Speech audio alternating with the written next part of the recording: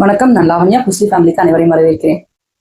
முதலமைச்சரா திரு விஜய் அவர்கள் பதவியேற்றதுக்கு அப்புறம் நடக்கிற ட்விஸ்ட் அண்ட் டர்ன்ல பாத்தீங்கன்னாலே நிஜமாவே பெரிய ஒரு படம் பார்க்குற ஃபீல் தான் கொடுக்குது. படத்தெல்லாம் விட்டுட்டு இப்பெல்லாம் தமிழக வெற்றி கழகம் அப்படின்ற கட்சிக்கு பின்னாடி வர ஆரம்பிச்சு படங்களை மறந்துட்டோம். ஆனா இப்போ அரசியல் கிழமை புது விதமான படமா நமக்கு காட்டிக்கிட்டு இருக்கு. எம்எல்ஏக்கள்லாம் பதவி ஏற்றாங்க. சட்டப்பேரவை எத்தனை பேர் பார்த்தீங்கன்னா, ஆனா நான் அந்த லைவ் பார்க்கும்போது கிட்டத்தட்ட 1,00,000 பேர் அந்த லைவ் பார்த்துட்டு இருந்தாங்க. அத்தனை பேரும் அங்க பதவி ஏற்றுக்கிறாங்க. ஷஃபில்டா தான் கூப்பிடுறாங்க. ஒருத்தரா வரும்போது வந்து எதிர்கட்சியில இருந்து உதயநிதி ஸ்டாலின் அவர்கள், KN நேரு அவர்கள், செந்தில் பாலாஜி அவர்கள் இவங்க எல்லாம் வந்தாங்க. ஒரு சின்ன எப்படி சொல்றது, ஒரு சின்ன கெஸ்டர் கூட காட்டல. அங்க ஒருத்தர் முதலமைச்சரா உட்கார்ந்துருக்காரு அப்படின்ற ஒரு காமன் சென்ஸ்ன்னு சொல்லலாம். அது கூட இல்லை. ஒரு ஹெட் கெஸ்டர், ஜஸ்ட் ஒரு ஷேக் கொடுத்துருக்கலாம், ஹை ஹை அப்படின்னு காட்டிருக்கலாம், இல்லைன்னா கை காட்டிருக்கலாம். நீங்க வணக்கம் வைக்கணும்ன்றது அவசியம் இல்லை. ஆனா அந்த பக்கம் ஒருத்தர் இல்லைன்ற அளவுக்கு நடந்துகிட்டாங்க சட்டப்பேரவையில. எனக்கு நிஜமாவே பிடிக்கல. ஏன்னா இந்த தமிழ்நாட்டின் முதல்வரா அவர் எலெக்ட் ஆயிருக்காரு. உங்களுக்கு பிடிக்குமோ பிடிக்கலையோ உங்களுக்கும் சேர்த்து அவர் முதலமைச்சர் ஆயாச்சு. அப்ப அவருக்கான ஒரு சின்ன ஒரு கெஸ்டர், ஃப்ரெண்ட்லி கெஸ்டர். நீங்க சார் அப்படின்னு எல்லாம் உட்காந்து கும்பிடு போட்டு இந்த சில கட்சிகள்ல போறது மாதிரி எல்லாம் நாங்க பண்ண சொல்லல. ஜஸ்ட் ஒரு ஃப்ரெண்ட்லி கெஸ்டர் கூட கொடுத்துருக்கலாம். அவர் அதை நல்லா ஈஸியாவே ரிசீவ் பண்ணியிருப்பாரு. அடுத்து ஒரு குற்றச்சாட்டு வச்சாங்க. எடப்பாடி ஐயா வரும்போது எடப்பாடி ஐயா வணக்கம் வச்சு தலைவர் அவர்கள் வணக்கம் வைக்கல. என்ன கர்வம், பதவி ஏற்ற 2வது நாளே கர்வம் ஆரம்பிச்சிருச்சா, இதனாலதான் இவங்களுக்கு ஓட்டு போடக்கூடாதுன்னு கமெண்ட்ல சில பேர் கதறிட்டு இருந்தாங்க. அந்த வீடியோ போட்டதும் அந்த மாதிரி ஒரு மீடியா ரிலீஸ் பண்ண நியூஸ், ஒரு சோசியல் மீடியால நியூஸ் சேனல் ரிலீஸ் பண்றாங்க. கீழே கமெண்ட்ஸ்ல பாத்தீங்கன்னா இப்படி கதறாங்க. எனக்கு புரியல. அந்த வீடியோவை நல்லா பாத்தீங்கன்னா தெரியும். எடப்பாடி ஐயா தலைவர் அவர்களுக்கு வணக்கம் வைக்கவே இல்லை. தலைவர் அவர்கள் இங்க உட்காந்துருக்காரு கீழே. நம்ம நிற்கும் போது நம்ம பார்வை இங்கே இருக்கும். சோ நம்ம இங்கே பாக்குறோமா இங்கே பாக்குறோமான்றது ஒரு விஷயம் இருக்கு. இன்னொன்னு, அவரு இப்படி பாக்குறாரு. நல்லா பாருங்க, அவர் இப்படி பார்த்தாரு. அப்படி இருக்கும்போது அப்பயே நான் கவனிச்சேன், அவர் மேலதான் பாக்குறாரு. அவர் ஒமிட் பண்றோம் அப்படின்ற மாதிரி தான் அவர் ட்ரை பண்றாருன்னு நினைச்சேன். ஆனா பின்னாடிதான் எனக்கு புரிஞ்சது அவர் வணக்கம் வச்சது அங்க இருக்கிற ஜெயலலிதா அம்மா படத்துக்கு அப்படின்னுட்டு. தவறு இல்லை. ஆனா முதல்ல உண்மையை புரிஞ்சுக்கிட்டு இந்த கமெண்ட்ஸ்ல கதறணும். அது தெரிய மாட்டேங்குது பல பேருக்கு. அடுத்தது, பல பேர் எதிர்கட்சியில இருந்து அவங்க எல்லாம் வணக்கம் வைக்கிறாங்க, கும்பிடுறாங்க, மரியாதை செலுத்திட்டு போறாங்க. அவங்க மரியாதை செலுத்தினவங்க ஒருத்தர் விடாம எல்லாருமே அவர் திருப்பி மரியாதை செலுத்தினார். கவனிக்க தவற கூட இல்லை. பிசுறாம ஒருத்தர் விடாம, ஒரு சின்ன ஒருத்தர் கூட மிஸ் பண்ணாம எல்லாருக்கும் அந்த வணக்கம் வச்சாரு. முக்கியமா பிரேமலதா அம்மா சைன் போட்டுட்டு இவர் பக்கம் வரும்போது எழுந்து நின்று மரியாதை செலுத்தினார் தலைவர் விஜய் அவர்கள். இது அவருடைய மாண்பு. சோ எடப்பாடி ஐயாவா அவர் உமிட் பண்ணணுன்றது அவருடைய நினைப்பு கிடையாது. அவர் வைக்கல. அதனால அவர் சைலண்டா உட்காந்துட்டாரு. இதுல எந்த ஒரு அவமதிப்பும் கிடையாது. ஈகோ பாக்குறது யாருன்னு எல்லாருக்குமே தெரியும்.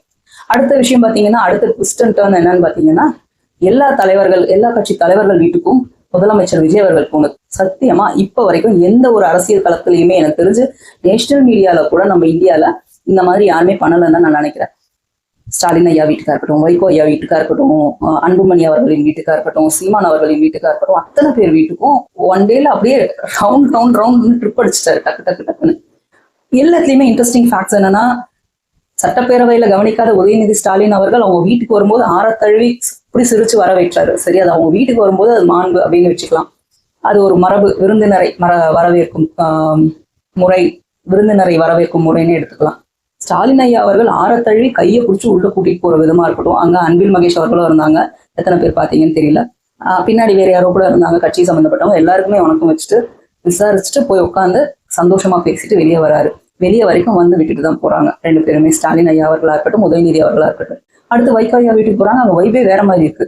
அவங்க பாத்தீங்கன்னா அப்படியே கட்டி பிடிக்காத இவர் தலைவர் விஜய் அவர்கள் இப்படி இடுப்புக்கு வைகோ ஐயா இடுப்பு எப்படி பிடிக்கிறாரு. அவரே நடந்த கையை நல்லா சுருட்டிக்கிட்டாரு. விஜய் அவர்கள் ஐயா, தலைவர் விஜய் அவர்களோட கையை நல்லா சுருட்டிக்கிட்டு இருக்காரு. ஸோ அதை எப்படி வச்சுக்கணும் தெரியாம பாவம் இவரும் ஒரு பக்கம் ஒரு பக்கம் ஒரு மாதிரி வச்சுக்கிட்டு உள்ள போயிட்டு அப்புறம் சரியாயிட்டாங்கன்னு வச்சுக்கோங்க. அங்க அவருடைய மகனா இருக்கட்டும், மருமகளா இருக்கட்டும், இந்த மாதிரி எல்லாருக்கூடையும் போட்டோ எடுத்துட்டு அங்க வேலை செய்யும் பணிப்பெண்களை கூப்பிடுறாரு. அவங்க அங்கிருந்து குதிச்சுக்கிட்டே வராங்க. கிட்டத்தட்ட அவங்க ஒரு வைப்ல வராங்க. சிச்சோ அப்படின்ற மாதிரி அவரை சுத்தி போடுறாங்க. தலைவர் விஜய் அவர்கள் அவங்களை திருப்பி சுத்தி போடுறாரு. இவங்க எல்லாம் விசிலுக்கு தான் ஓட்டு போட்டாங்கன்னு வைகோ அவர்கள் சொல்றாரு. எனக்கு அப்படியே ஒரே ஷாக். ஆனா என்னையா நடக்குது? நீங்க எல்லாம் டிஎம்கே ஆளுங்க, உங்க வீட்டுல இருக்கவங்க அவங்களுக்கு கேஷுவலா சொல்றாங்க. அது எடுத்துக்கிற விதம் இருக்கு இல்லையா, அதுல அவருடைய மெச்சூரிட்டி தெரியுது. So hats off to Vaiko sir. அடுத்து இந்த மாதிரி அடுத்து பாத்தீங்கன்னா அன்புமணி ஐயா வீட்டுக்கு போனாங்க. அப்படி இருக்கும்போது இங்க வந்து பாத்தீங்கன்னா அடுத்து இந்த வீட்டுக்கு போகும்போது இங்க குட்டீஸ் எல்லாம் சேர்ந்துக்கிட்டாங்க. விஜய் மாமா விஜய் மாமா அப்படின்னு சுத்தி சுத்தி வந்துகிட்டு இருக்கிறது, அது ஒரு மாதிரி நல்லா இருந்தது. அடுத்து சத்தியமா நான் நினைச்சு பார்க்கல இங்க போவாருன்னு நான் நினைக்கவே இல்லை. ஆனா அவருடைய அரசியல் மாண்பை விட்டு கொடுக்காம தலைவர் விஜய் அவர்கள் சீமான் அவர்கள் வீட்டுக்கு போனது எதிர்பார்க்கவே இல்லை. ஏன்னா எலெக்ஷன்ஸ்க்கு அப்புறம் இன்னைக்குதான் சீமான் ஐயா அவர்களோட முகத்தையே பார்க்கிறேன். அவர் வெளியே நின்று வரவேற்றது, அதுவும் நிச்சயமா எல்லா தலைவர்களுமே தலைவர் விஜய் அவர்களை ரிசீவ் பண்ண விதமா இருக்கட்டும், தலைவர் விஜய் அவர்களை ட்ரீட் பண்ண விதமா இருக்கட்டும், ரொம்ப அழகா இருந்தது. இந்த மாதிரியான ஆரோக்கியமான அரசியல் தான் நம்ம தமிழ்நாட்டுக்கு தேவை, நம்ம தமிழ்நாட்டுக்கு நம்ம இந்தியாவுக்கே தேவை. ஏன்னா நீ வந்து என்னோட எதிர்கட்சி, நீ எனக்கு எதிரி, நீ அப்படி இப்படின்னுட்டு இந்த வசைப்பாடிக்கிட்டு கடைசி வரைக்கும் தொண்டர்கள் எல்லாருமே வந்து நீ எனக்கு எதிரி நான் உனக்கு எதிரின்னு சொல்லிக்கிட்டு இல்லாம நாங்கெல்லாம் ஒன்னாதான் இருக்கோம் தயவுசெய்து அப்படின்ற மாதிரி காட்டுற மாதிரி இருந்தது. நான் வந்து அரசியல் மாண்பை கடைப்பிடிக்கிறேன் அப்படின்னு தலைவர் விஜய் அவர்கள் காட்டின விதம் ரொம்ப அழகா இருந்தது. இதுல பல பேருக்கு பல விதமா கன்வே பண்ணதா இருக்கலாம். ஆரோக்கியமான அரசியலை நோக்கி ஓடுற விஷயமா பல பேர் பார்க்கலாம். ஆனா எனக்கு இதுல தெரிகிற ஒரு சூச்சகம் என்ன அப்படின்னு பாத்தீங்கன்னா, தலைவர் விஜய் அவர்கள் ஒரு விஷயத்த கன்வே பண்றாருன்னு நான் ரொம்ப ஸ்ட்ராங்கா பிலீவ் பண்றேன். என்ன அப்படின்னு பாத்தீங்கன்னா, தன்னுடைய தொண்டர்களுக்கு, முக்கியமா தன்னுடைய தொண்டர்களுக்கு நான் சொல்றது தமிழக வெற்றி கழகத்தின் தொண்டர்களுக்கு அவர் கன்வே பண்ற மெசேஜா நான் இதை பாக்குறேன். நான் எல்லார் கட்சி தலைவர்களையும் அரசியல்ல நான் மாண்போட விமர்சிப்பேன். ஆனா அரசியலை தாண்டி கீழே இறங்கி வரும்போது அவர்கள் எல்லாருமே நான் நண்பர்களா சகோதரர்களா பார்ப்பேன் அப்படின்றது அவர் தொண்டர்களுக்கு அவர் கன்வே பண்றாரு. ஸோ தொண்டர்களா நம்ம அவருடைய அண்ணன் தம்பிகளா அக்கா தங்கைகளா அவர் கூட நம்ம பயணிக்கும் போது நம்ம இது எல்லாத்தையும் நம்ம ஃபாலோ பண்ணணும்ன்றது அவர் நமக்கு சொல்ற மெசேஜா எடுத்துக்கணும் அப்படின்னு நான் ரொம்ப ஸ்ட்ராங்கா பிலீவ் பண்றேன். ஏன்னா இன்னமும் பல பேர் வந்து அது கட்சியில இல்லாதவங்க கூட இருக்கலாம், வெறும் ரசிகர்களாவே இருந்துட்டு இருக்கலாம்.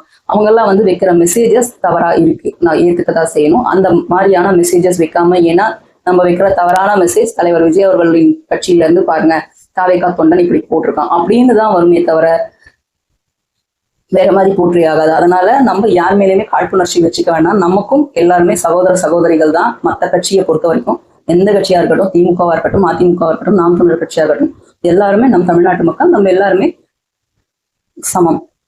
நீ எனக்கு எதிரி நான் உனக்கு எதிரிலாம் இல்லாம மாண்போட நடந்துக்கோங்க அப்படின்னு கன்வே பண்றாரு. தயவுசெய்து இதை நம்ம புரிஞ்சு நடந்துக்கிட்டா நல்லது. ஏன்னா நாளைக்கு ஸ்ட்ராங்கா அவர் சொல்லும் போது ரொம்ப வலிக்கும். அவர் போகும் ஒவ்வொரு பாதையும் கவனமா கவனிச்சிங்கன்னா நமக்கு அதுல இருந்தே ஒரு மெசேஜ் கிடைக்கும். நான் பல வீடியோக்கள்ல இதை சொல்லிட்டு தான் வந்துட்டு இருக்கேன். தயவுசெய்து நம்ம இதை எடுத்துப்போம்.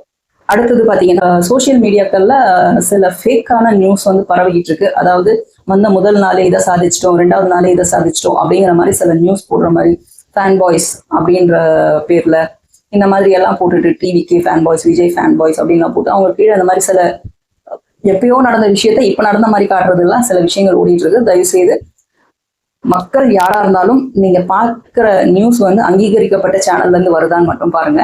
ஏன்னா அங்கீகரிக்கப்பட்ட சேனல்ல வர பல நியூஸுமே தவறான நியூஸா இருக்கும்போது, ஸோ ஒரு ஃபேன் பாய் போடுற நியூஸ் எந்த அளவுக்கு உண்மையா இருக்கும்னு தயவுசெய்து யோசிங்க. அதனால இதையே நான் எக்ஸ்பிளைன் பண்ணணும் இந்த இடத்துல அப்படின்னா, இதுவும் தலைவர் விஜய் அவர்கள் கிட்ட தான் வந்து நம்ம சைட்ல இருந்து ஐடிவின் வந்து அவ்வளவு ஸ்ட்ராங்கா இருக்கும்போது ஏதோ ஒரு சின்ன தவறு நடக்கும், ஒரு சின்ன இடத்துல எங்கேயோ ஒரு மூலையில ஒரு சின்ன தவறு நடந்தாலும் தூக்கிட்டு வந்து நம்ம விர்ச்சுவல் வாரியர்ஸையும் ஐடிவிங்கையும் அடுத்து அப்படியே மேல இருக்கிற தலைவர்களையும் நோக்கி அந்த கேள்விகள் பாயும். அதனால இதெல்லாம் இப்போல இருந்தே தவிர்ப்போம்.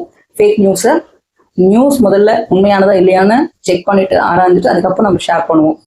அடுத்த கட்டம் வந்து இன்னும் முதலமைச்சர் இத்தனை பேரை சந்திச்சார் தலைவர் விஜய் அவர்கள், ஏன் எடப்பாடி ஐயாவை சந்திக்கல? என்னை பொறுத்த வரைக்கும் எடப்பாடி ஐயாவை சந்திக்கிறதுல இருக்கிற பிரச்சனை எனக்கு தெரிஞ்சு இப்போ வந்து கட்சி அப்படியே உடஞ்சிருக்கிற ஒரு இதுல இருக்கு. இதுல யார் தலைவர் யார் உண்மையான தலைவர்னு தெரியாத அளவுக்கு போய்கிட்டு இருக்கு. அதனால இது முதல்ல ஒரு சொல்யூஷனுக்கு வரட்டும்னு நினைச்சிருந்திருக்கலாம். அடுத்து ஆஸ் யூஷுவல் ஒரு கதறல் கேட்டேன். அந்த கதறல் இங்க நான் எக்ஸ்பிளைன் பண்ணணும்னு ஆசைப்படுறேன். தலைவர் விஜய் அவர்கள் அரசியல் மாண்போட இத்தனை தலைவர்கள் வீட்டுக்கு போனது எப்படி அரசியல் மாண்பா தமிழக வெற்றி கழகத்தினர் பாக்குறாங்களோ, இதே அரசியல் மாண்பதான் நாம் தமிழர் கட்சி சீமான் ஐயா அவர்கள் முத்து அவர்கள் தவறிய நேரத்துல ஸ்டாலின் ஐயாவை அவர்களை பார்த்து அரசியல் மாண்பா போய் சந்திச்சாரு. அது சரி அப்படின்னும் போது இதுவும் சரிதானே. இதை கமெண்ட் பண்றவங்க அது தவறுன்னா இதுவும் தவறு அப்படிங்கிற மாதிரி ஒரு நெரேட்டிவ் செட் பண்றாரு. நான் திருப்பியும் சொல்றேன், இறந்தவர் முத்து அவர்களுக்குன்னு ஒரு குடும்பம் தனியா ஒரு இடத்துல இருக்கு. நாம் தமிழர் கட்சி சீமான் ஐயா அவர்களுக்கு அது புதிது கிடையாது, எல்லார் வீட்டுக்கும் போறதும் வரதும். அப்போ அவர் வீட்டுக்கு போய் விசாரிச்சுட்டு நீங்க இங்க வந்து விசாரிச்சிருந்தீங்கன்னா அது வேற விஷயம். ஆனா நீங்க அங்க போகவே இல்லை, நேரா இங்க வந்து விசாரிக்கிறீங்க அப்படிங்கிறது தான் விஷயமே. அதனாலதான் அந்த கேள்வி எழுப்பப்பட்டது. உடனே இந்த கேள்வி கேட்டு ரவுண்ட் அடிச்சுட்டு வந்து இங்க வந்து நிற்பாங்க. 41 பேர் அப்படின்னுட்டு அவங்க வீட்டுக்கு அப்படின்னு. அப்ப இருந்த சினாரியோ வேற, அப்ப நடந்த விஷயங்கள் வேற. அப்ப எவ்வளவு நெரேட்டிவ் செட் பண்ணாங்க இந்த எதிர்கட்சிகள். இப்போ சிரிச்சு அத்தனை பேரும் தலைவர் விஜய் அவர்களை ரிசீவ் பண்றாங்களோ அவங்க எல்லாம் அப்ப எப்படியெல்லாம் நெரேட்டிவ் செட் பண்ணாங்கன்னு நாங்க துளி கூட மறக்கவும் மாட்டோம். நாங்க மன்னிக்கலாம், ஆனா அதை நாங்க மறக்க மாட்டோம். திருப்பியும் ஸ்ட்ராங்கா சொல்றேன். இது வந்து நேற்று ஓல்டு நியூஸா கூட உங்களுக்கு இருக்கலாம். ஆனா நான் இந்த விஷயத்த ஷேர் பண்ணணும்னு ஆசைப்படுறேன். என்ன அப்படின்னா, இந்த தமிழ்தாய் வாழ்த்து இஷ்யூ, எனக்கு அதுல சில கேள்விகள் இருக்கு கேட்கணும்னு. கேள்வி கேட்கறவங்க எல்லாம் ரொம்ப நியாயமா தான் கேட்குறீங்க. ஓகே அப்படின்னு ப்ரோட்டோகால் ஃபாலோ பண்றது அப்படிங்கிற ஒரு விஷயம் இருக்கு. அடுத்து இதை மாத்திக்கிறோம்னு தமிழக வெற்றி கழகம் தரப்புல இருந்து பதிலும் சொல்லிட்டாங்க. நமக்கு சென்ட்ரல் கவர்மெண்ட்ல இருந்து இந்த ப்ரோட்டோகால் ஃபாலோ பண்ணணும்னு நமக்கு அறிக்கை வந்திருந்தது ரீசெண்டா. ஸோ இதுல அதனால நாங்க இதை பண்ணோம், இனிமே இந்த மாதிரி நடக்காம பாத்துக்குவோம் அப்படின்னு சொல்லிட்டாங்க. ஆனா இதே விஷயம் முன்னாள் முதலமைச்சர் ஸ்டாலின் ஐயா அவர்களின் பதவியேற்பு விழாவிலும் நடந்ததுங்க. அதே போல நடுவுல நரேந்திர மோடி ஐயா கூட ஒரு மீட்டிங்ல இதே மாதிரி சென்ட்ரல் இருக்கிற அதிகாரிகள்லாம் சுற்றி இருக்க இதே மாதிரி ஃபர்ஸ்ட் ஜனகணமன பாடல் பாடப்பட்டு அதுக்கப்புறம் தான் தமிழ்தாய் வாழ்த்து பாடப்பட்டது. நான் அங்க அந்த பாட்டு அங்க முதல்ல ஒலிக்கிறதால நமக்கு எல்லாருக்கும் தமிழ் பற்று வந்துருமா அப்படின்னா சத்தியமா கிடையாது. எந்த ஒரு மனிதனும் இங்க இருக்கிறவங்க அப்படிதான் ஃபாலோ பண்றாங்களா அப்படின்னு யோசிச்சு பாருங்க. ஏன்னா கேள்வி கேட்கறவங்களுக்கு தான் இதை நோக்கி வைக்கிறேன். நான் எப்படி தமிழை வளர்க்கணும்னு ஆசைப்படுறேன் அப்படின்னா, என் பிள்ளைகள் முதற்கொண்டு என் பிள்ளைகளின் வாழ்க்கையில் தமிழ் எவ்வளவு தூரம் இருக்கணும், என் பிள்ளைகளை எந்த பள்ளியில் நான் சேர்க்கிறேன், அவங்கள வந்து தமிழை பேசுறதுக்கு எவ்வளவு ஊக்குவிக்கிறேன் அப்படிங்கிறது இருக்கு. என் வீட்டுக்குள்ள தமிழ் எவ்வளவு தூரம் பரவி இருக்குன்றது இருக்கு. ஸோ என் வீட்டுக்குள்ள தமிழ் பரவி இருக்குன்னா அடுத்தடுத்த வீட்டுகள் நான் பேசும்போது தமிழ் பரவ செய்யும். ஆனா இவங்க தமிழக அரசு ஃபாலோ பண்ணணும்னு நினைச்சா தமிழக அரசு எல்லா இடங்களிலும் தமிழ் பதாகைகளை வைக்கலாம், போர்டுகள் எல்லாத்தையும் எல்லா பதாகைகளையும் தமிழில் மாற்றலாம், எழுத்துக்களை தமிழில் மாற்றலாம். அரசு மொழியை வந்து தமிழ்நாட்டில் கவர்மெண்ட்ல என்னென்ன ஃபாலோ பண்ணாமோ எல்லாத்தையுமே தமிழ்ல ஃபார்ம் இது பண்ணலாம். இப்படியெல்லாம் நம்ம பண்ணலாம். இதை வந்து ஒரு பெரிய இஷ்யூவா கொண்டு வந்து வைக்கணும். தமிழக வெற்றி கழக தலைவர் முதலமைச்சர் திரு விஜய் அவர்களின் முன்னால் ஒரு கேள்வியை எடுத்துட்டு வந்து வைக்கணும் அப்படின்னு கிரிட்டிசைஸ் பண்ணணும்னு நினைக்கிறவங்க கிட்ட நான் கேட்க வேண்டிய கேள்வி என்னன்னா, உங்க வீட்டுல உங்க பிள்ளைகளுக்கோ உங்க அக்கா தங்கைகளுக்கோ இல்ல அண்ணன் தம்பிகளுக்கோ பெயர் தமிழில் தான் சூட்டப்பட்டிருக்கிறதா? பல இடத்துல சுரேன், நரேன், சுபிக்ஷா அந்த மாதிரி எல்லாம் தவறா நினைச்சுக்காதீங்க. இந்த பேர் வச்சிருக்கவங்க எல்லாம் சொல்றேன் அவ்வளவுதான். இந்த மாதிரி ஏன் வச்சாங்க? முனுசாமி, ராமசாமி, தமிழ்மாறன், அந்த மாதிரி தமிழருவி, இந்த மாதிரி பல பேர்களை வச்சிருக்கலாம்ல. இன்னைக்கு கூட என்னுடைய தங்கை பிள்ளைகளை கூட்டிட்டு என் பிள்ளையை கூட்டிட்டு நான் கடத்தெரு வரைக்கும் போறேன். அங்க வந்து தமிழருவியோ தேனருவியோ ஏதோ ஒரு பேர், அந்த பேரை பார்த்துட்டு என் தங்கையோட பெண் பிள்ளை கேட்கிறான், என்ன பெரியம்மா அது பேர் என்ன வித்தியாசமா இருக்கு அப்படின்னு கேட்கிறான். இது எங்க அப்ப மாறணும்? தமிழ்நாட்டுல நம்மளுடைய தமிழ் பாட புத்தகங்கள்ல மாறணும். இந்த மாதிரி பெயர்கள் இருக்குது அப்படிங்கிறது. அப்போ இந்த விஷயங்களை நம்ம எங்க கொண்டு வரணும்? குழந்தைகள்ல இருந்து கொண்டு வரணும். குழந்தைங்களை சிபிஎஸ்சியில கொண்டு போய் சேர்க்கறது தமிழை வளர்க்குற விஷயமா? அங்க இங்கிலீஷ்ல தான் ஆங்கிலத்துலதான் போயிட்டு இருப்பாங்க, ஆங்கிலத்துலதான் பேசணும்னு நினைப்பாங்க. ஒரு லாங்குவேஜ் தமிழை வச்சுட்டு எத்தனை பிள்ளைகள் தமிழ் மிஸ்டேக்கோட எழுதுறாங்க. எவ்வளவு தவறுகள் எழுதும்போது ஒரு 2 சென்டென்ஸை தவறு இல்லாம எழுத முடியுமா நம்ம பிள்ளைகளால? தமிழ் இப்போ எங்க அப்போ வளர்க்கப்படணும்? முக்கியமா குழந்தைகள் இருந்து வளர்க்கப்படணும். நம்ம அதை முன்னெடுக்கவே மாட்டேங்கிறோம். ஒன்னே எடுத்து ஒரு கவர்மெண்ட் மேல ஒரு கேள்வி கேட்கணுன்றதுக்காக தூக்கிட்டு போய் முதல்ல அங்க கேள்வியை போட்டுருவோம். சரி, நியாயமான விஷயமாவே இதை எடுத்துக்கிட்டாலும் இங்க வளர்க்கலையேன்னு தான் நான் கேட்கிறேன். அப்படி இருக்கும்போது இதை நான் வந்து ஒரு இஷ்யூ ஆக்கணும்னு நினைச்சுதான் ஆக்குறாங்கன்னு நான் நினைப்பேன். மேலும் பேசுவோம். நன்றி, வணக்கம்.